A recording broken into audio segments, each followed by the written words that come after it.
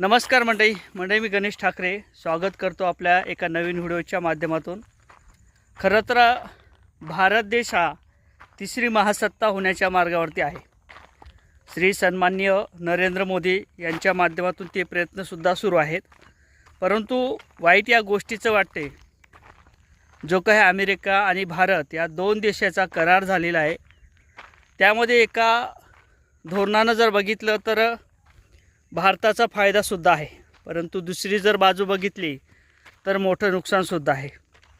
आता हे स्पष्टीकरण कसं असणार आहे, नेमकं काय आहे हे टेरिफचा कायदा, हे आपण थोडक्यात समजून घेतलं पाहिजे।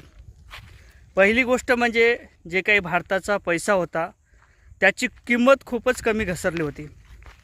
म्हणजे असं वाटत होतं की आपण कोण्या शतकात आलेलो, जे आतापर्यंत घडलं नव्हतं त्या पद्धतीने या पैशाची किंमत घसरत चाललेली होती।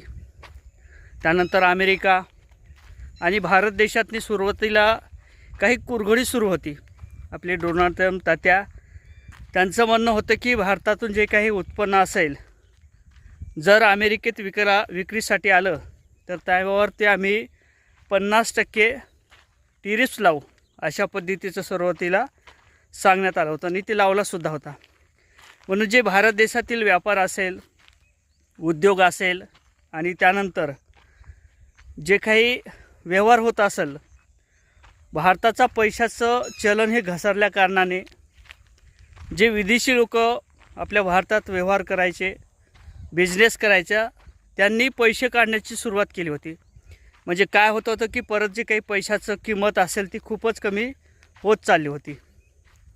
त्यानंतर भारत आणि अमेरिका देशात परत एक करार झाला आणि अमेरिकेने ठरवलं की आता भारतावरचं जे काही 50% टेरिफ्स असेल तो कमी करायचा आणि तो 18%वरती आणायचा।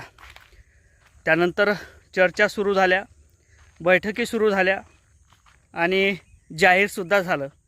मग श्री नरेंद्र मोदी यांचा त्या ठिकाणी सत्कारसुद्धा झाला। हे अनेकांनी बघितलेलं असेल। ही झाली बाजू एक, जे पैशाची किंमत होती ती घसरत होती आणि साहजिक जे काही व्यवहार झाला त्यातून काही प्रमाणात बिझनेसचा, व्यापारी लाईनचा फायदा झाला।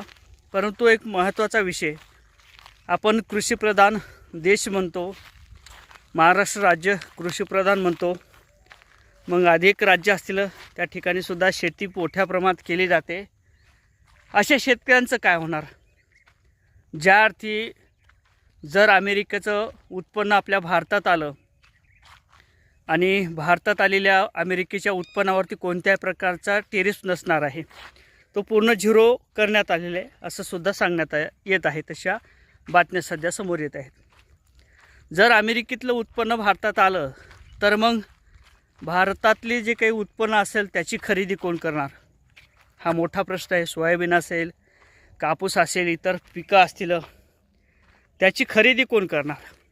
जर अमेरिकेतून उत्पन्न येत असेल आणि त्यांची उत्पन्नाची जी काही प्रक्रिया असते ती मोठ्या प्रमाणात आहे, उत्पन्न जास्त निघते, तसं काही भारतातला नागरिक किंवा शेतकरीसुद्धा काही कमजोर नाही, तो देखील मोठ्या प्रमाणात उत्पन्न काढू शकते।